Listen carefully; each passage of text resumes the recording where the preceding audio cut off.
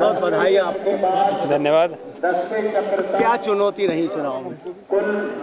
चुनाव में जो हम सबसे प्रमुख मुद्दा आगे लेकर चले थे वो इस क्षेत्र के विकास का था और माननीय मुख्यमंत्री शिवराज सिंह चौहान जी का भरपूर आशीर्वाद रहा। क्षेत्र के विकास के लिए उनके जो प्रयास रहे, जो उन्होंने यहाँ पे जो विकास कार्यों की जो सौगातें दी, उनके दम पर हम लोग चुनाव लड़े और निश्चित रूप से जो महिलाओं के सशक्तिकरण के लिए भी भारतीय जनता पार्टी की सरकार ने जो काम किया है, ये सारे मुद्दे थे जिनके बदौलत हम लोग यहाँ पर चुनाव जीते।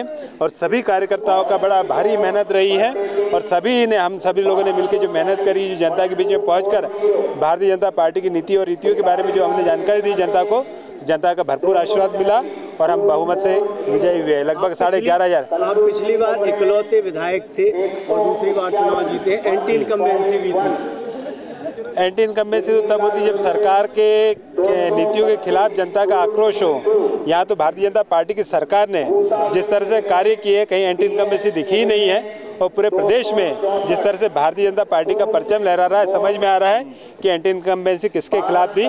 कांग्रेस जो इतने बड़े बड़े वादे कर रही थी और दावे कर रही थी कि बहुमत से वो पुनः इस प्रदेश की सत्ता में आने वाली है, पूरी तरह से समाप्त हो गई है। और बैतूल जिलों में हमने पांचों सीटों में हम लोग विजय हासिल कर रहे हैं। ये एक बड़ी, किसको क्रेडिट? मैं इसके लिए हमारे माननीय प्रधानमंत्री नरेंद्र मोदी जी को इसके लिए बिल्कुल बधाई दूंगा, धन्यवाद दूंगा कि उनकी जो जनहितैषी नीतियाँ है, जो देश को आगे बढ़ाने का जो उनका कार्य है, साथ ही जो हमारे यहाँ पर हमारे माननीय मुख्यमंत्री शिवराज सिंह चौहान जी की जो नीतियाँ है और प्रदेश को विकास के और जो तेज़ी से ले जा रहे हैं, और साथ ही यहाँ पर जिले में भी जो पूरे भारतीय जनता पार्टी के सभी कार्यकर्ताओं और सभी जो प्रत्याशी थे, उन्होंने सबने मिलकर एक साथ लड़े।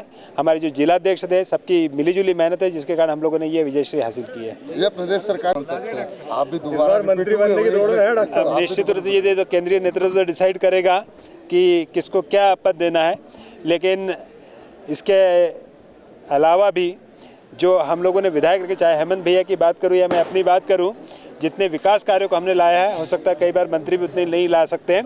इसके पहले कांग्रेस की सरकार ने जरूर यहाँ पर मंत्री दिया था, लेकिन उपलब्धि के नाम पर आप देखोगे तो आपको दिखेगा कोई उपलब्धियाँ उनकी नहीं रही है।